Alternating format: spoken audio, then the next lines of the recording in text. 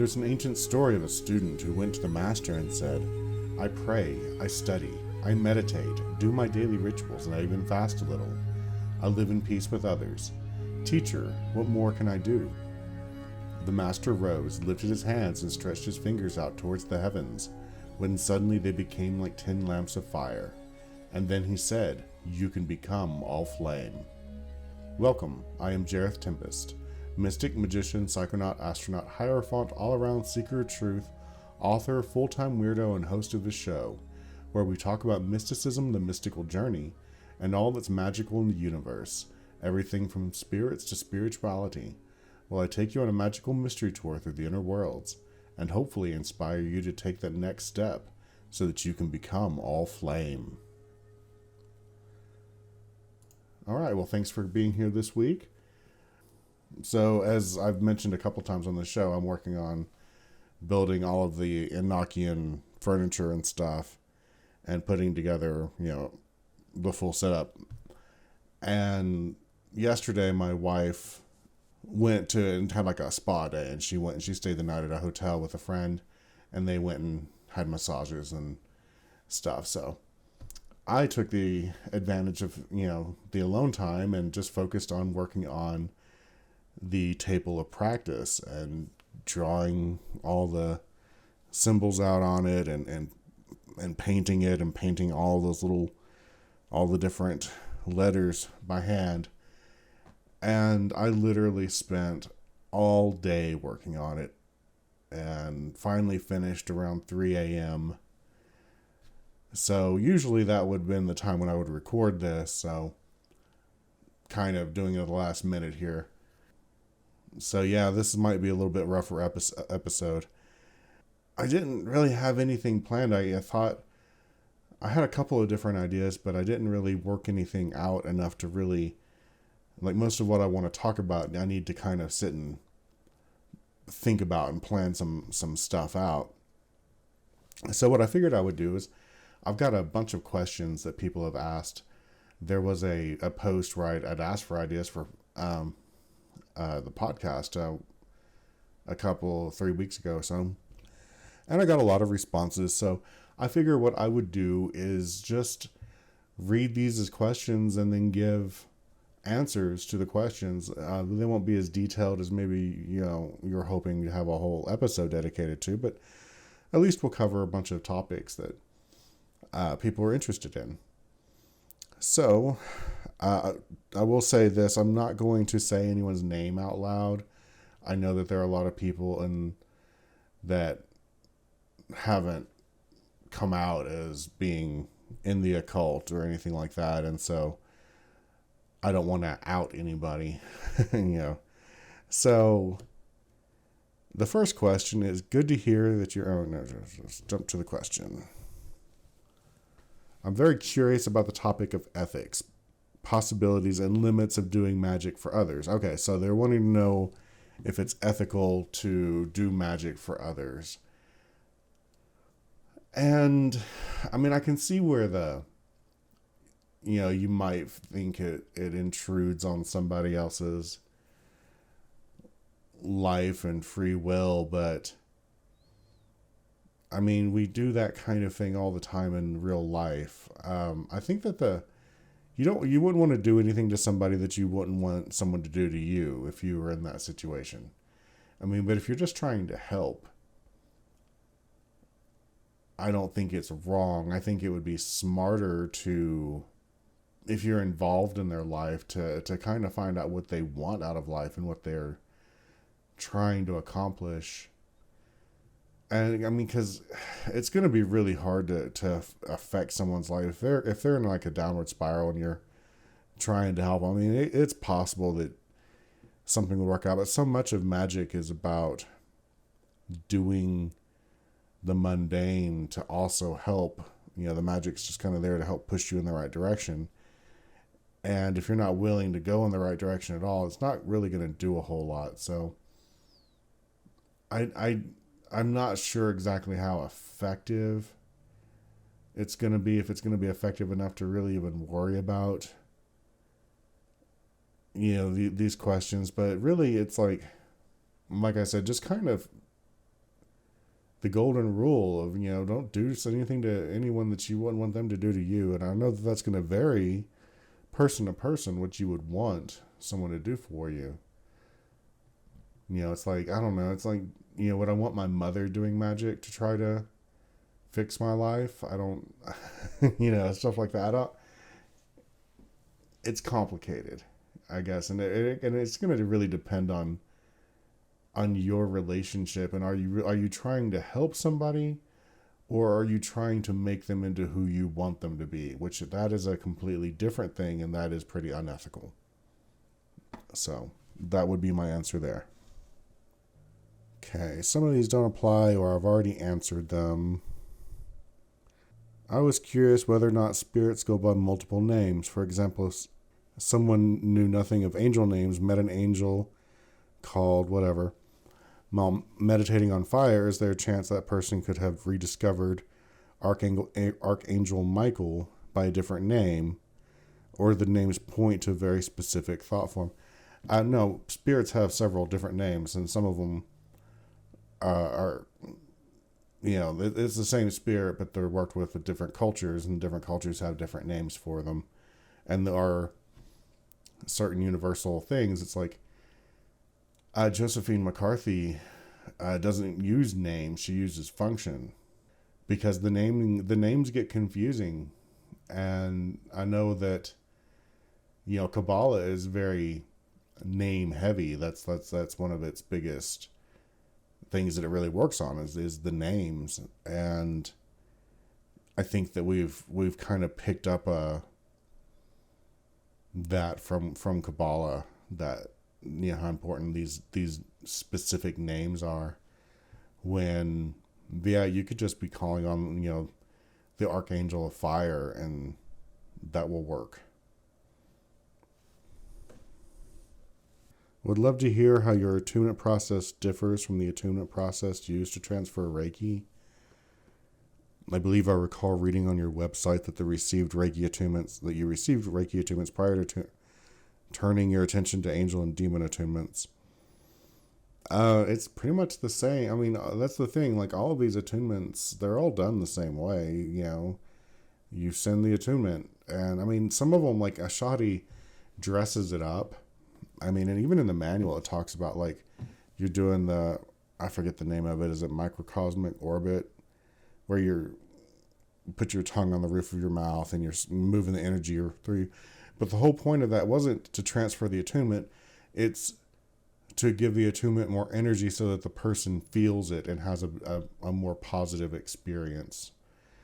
But the base, so it's unnecessary. That's just there to make somebody feel something, and that's not what I'm about. It's about, so really, I mean, the attunement process, it's simple. You just intend for the person to be attuned, and they are. I mean, I go through the process of creating the chi ball and putting the energy in it and everything, but that's all. It's the same way that I used to attune people to Reiki and other things. So no, I don't think there's anything different about how to do it. Would be interesting for you to tie in whether spirit energy is moving through the Kundalini system or chi system, as in my experience they are distinctly different, yet often overlapping and interwoven. So yeah, I mean, I think that when you get an attunement, it moves down what you would probably think of as your Kundalini system. I use these words because other people use these words, but they're not words that I tend to think of. But it comes down your crown and it goes down your spine and hits all your chakras. So, I mean, that's the Kundalini system. I don't know a lot about Chinese medicine and like the meridians and stuff. I'm vaguely familiar with, like I was saying, that orbit that I was just talking about, but I can't remember its name, so I'm not that familiar with it. So I honestly think it's all the same system. I think that what people call the Kundalini system or whatever, the Indian system or Hindu system or whatever, it's all Um, I don't think that what people think of it as today is really the way they meant it back in the day. I think it was a way more complicated. It is way more complicated. First off, like if I've tried to read some like real primary text on the subject, and it's like stereo instructions to me. It's really complicated stuff, and I think that we've really simplified it in the West down to, you have your 7 chakras, and it's like, because so many systems back then didn't even have, they had different chakras in different places, and then, in a certain point in your training, you would use a completely different system of chakras. And so I tend to even lean on the possibility that chakras are thought forms that we create within our energy system. And I think there might be some truth to that. Maybe, maybe not. I think some of it is real, but I mean, it's all real, but I think some of it is, because it's like, were you aware of your chakras before you started working with them? And, when you first started working with them, did they work right? Or did it take a while? Like, the way it would if you created a thought form. So it's a chicken and egg type thing. But then, originally the chakras are intended to be temples for gods and goddesses. And you would prepare the chakra and cleanse it and open it, and then invite a god or goddess to dwell inside it. So, that's why I don't really take a lot of these. I don't think about a lot of these questions, because it's almost like what I was talking about with Kabbalah. It's like these systems are so complicated that it would take so much study to really understand where it's coming from. And it's not my culture, and I don't feel strongly drawn to it. I work with energy, but I don't need to know how it works. It's probably not the sexiest answer, but that is kind of how I think about it. Does Raziel play any role in the formation of the Kabbalistic attunements in the same way that he acts as a gateway to the other spirits so that you may receive their attunements? No, actually, I don't really. When I'm doing the Kabbalistic attunements, I just work with the name. I look at the Hebrew and chant the name and get the energy going. And when the energy is going, then I attune to that energy, and that's how that works. So no, I don't use Raziel for that. So people want to know about the Enochian, but specifically more like when I get the whole system up. So I don't have the system fully up yet, but I will definitely keep you updated on that one as we go. I'd love to know about your specific experience with attunements, what types of things that you have manifested, the techniques you have used. I'd very much be interested in knowing more about your personal experience. So that's actually an interesting question. I use several of the protection ones every day, and the rest I kind of use as needed. I kind of have a loose amount of them that I keep track of. Like, I have so many, and most of them I get for the store now. I don't use them for myself, so I don't really even remember who has what power, except for the handful that I do use on a regular basis. And I do use the protection ones. I've used Dantalion a few times for especially with my narcissistic controlling father-in-law. So here we go, using magic on others, but I use it mainly so that he will actually think of somebody else's opinion other than his own, and he doesn't drive us all crazy. So, and I use the tendril technique for that. I am actually pretty fond of the tendril technique. And my wife uses it almost exclusively for whatever she's doing. Even if she's just trying to heal herself, she'll use the tendril technique on herself. And that's just, what you're supposed to do with these things is not just blindly follow the manual, but you use the techniques as sort of a to generate ideas on how you do it. Once you get the concepts, and it took a while for me to get the concepts. Like I've mentioned this before. I'm not the only person that offers attunements with spirits and stuff.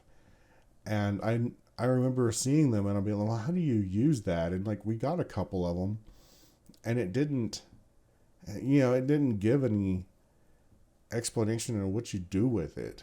And so it took me a while to even figure out, well, how can you use it? And then it like,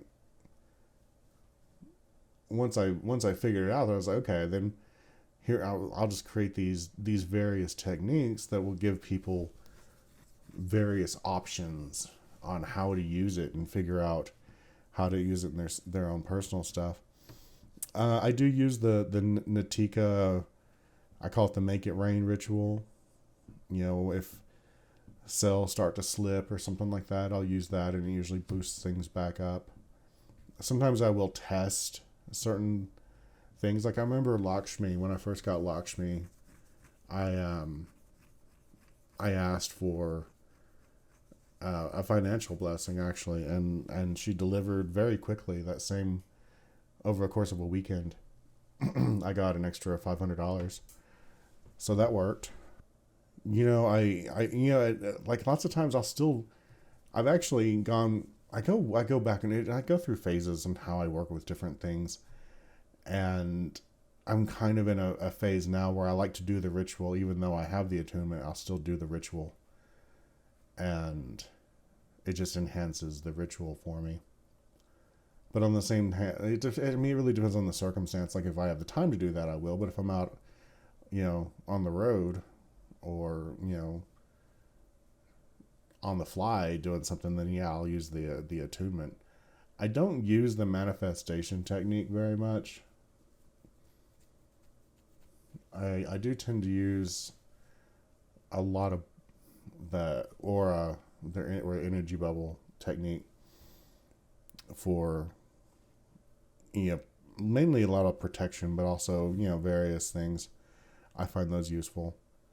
Really, I remember when I first started doing this, like the passive effects were so good. Like all the things just started happening for me and working out, and it's almost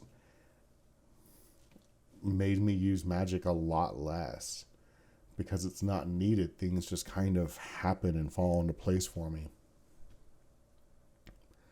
Yeah, I mean, it's not real exciting. I don't have a lot of real. I'm not out there like. I don't know what you would expect, but it seems boring to me. I just mainly, I use them as needed whenever something comes up, and try to help people with it and stuff, and that's about it. I was thinking maybe discuss gaining psychic abilities, as that's one of the most important things to come with any sort of spirit work, being able to properly interact with said spirit and magic. Well, I mean, I kind of talked about spirit communication a couple of weeks ago, so that will cover how you actually communicate with the spirits.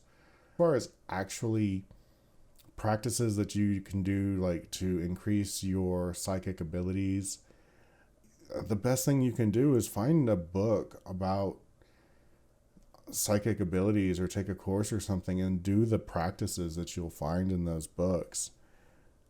There's a simple one that you can do where you just like visualize like power radiating from you, or almost like electricity shooting around, or you can go full anime with it in your head, whatever.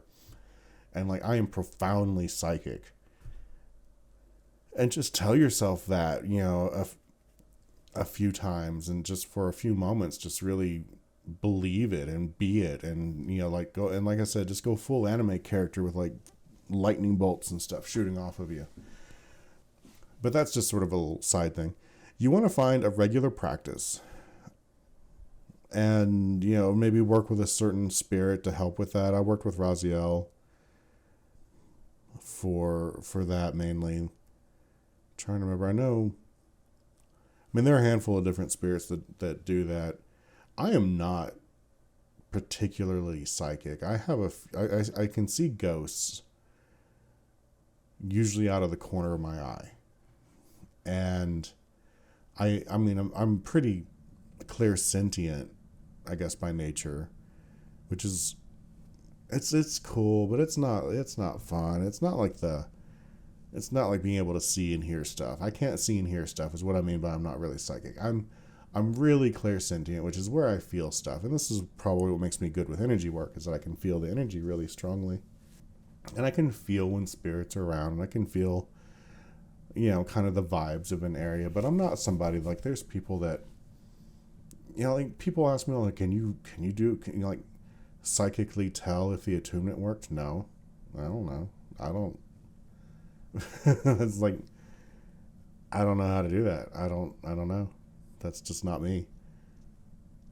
And honestly, I mean, I'm sure there are people that can do that, but I think, a lot of people are also full of shit. So, especially, I mean, the thing with the attunements is like, they work. It works as long as I've done my job right, which, I'm not going to not do my job right. It's a pretty easy job, so I'm not going to fuck that up. I'm gonna take the time. I'm gonna do it right. Like I said, I make the chi balls, and I put the energy in it, and put the attunement in it, and I send them off, so they're there. And if you follow the instructions and you intend for it to work, really, if you just intend for it to work, it's gonna work. So anyway, and that's not even your question, but that's just something that comes up. But anyway, as far as like, I'm not like, I don't feel like I'm a psychic. That's not my deal. That's, Eden is a psychic. I'm a mystic and a magician, and I receive messages, and I can, and I do know how to talk to spirits, but it's more of I don't think it's so much as a psychic ability as much as I just practice it, and I've learned how to do it, and that's really the biggest thing you can do, is practice it. Now, there are other things you can, like I said, there are books out there that you can get that will, or courses that will help. Apparently I need to learn how to do it. It's something I want to know how to do. But apparently remote viewing is actually fairly simple. Everyone can do it. So I would like to learn how to do that. I haven't tried it very much. So yeah, anyway, I'm still learning that myself. So just like I said, I can't remember. I don't think I've found one that I really. That's the other thing. Like, I haven't found a psychic teacher that I really like. So I don't know. The other thing that I strongly use, and I use on myself and I use with others and stuff, is hypnosis. I think hypnosis, I've used it to increase my I haven't used it to increase my own psychic abilities, but I've increased to help my imagination. And by helping my imagination, I've absolutely helped my psychic abilities. So, go figure. But yeah, hypnosis is definitely one. Okay, mysticism versus magic. How to use one to help the other would be awesome. Now that's a big topic, and I love that topic, and that's kind of something I do want to talk about, but it's almost something I can talk about for way too long. So I don't know if that's really appropriate now, but how did the Kabbalistic attunements come about? No real big mystery here. John T. Meyer messaged me one day and was like, "Hey, I got Kabbalistic knowledge. You want to do some attunements with it?"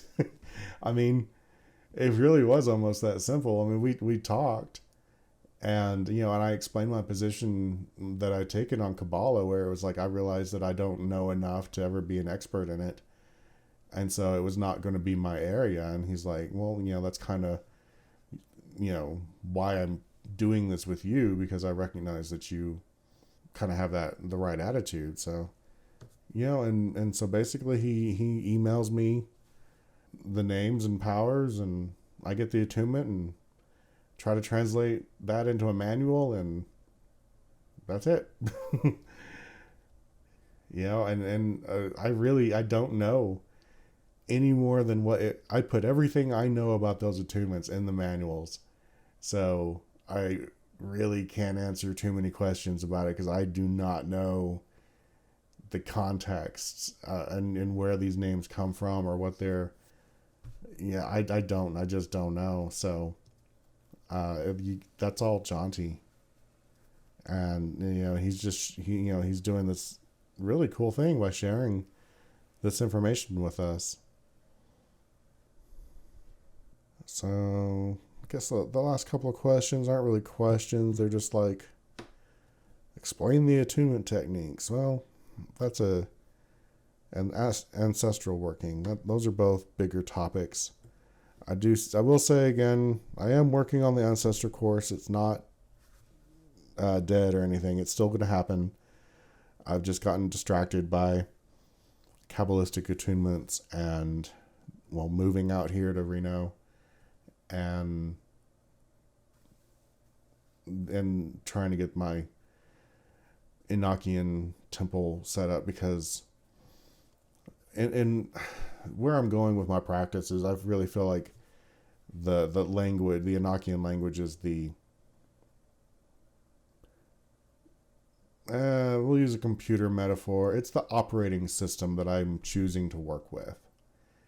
And so I'm kind of in the process of installing the software and converting everything so that it works with my operating system. So it's kind of put a lot of things on hold as I kind of make that transition. Not that suddenly the Ancestor course is going to have any Enochian in it or anything like that. That's not what's happening. It'll all be geared towards so that anyone can, use it no matter what you believe.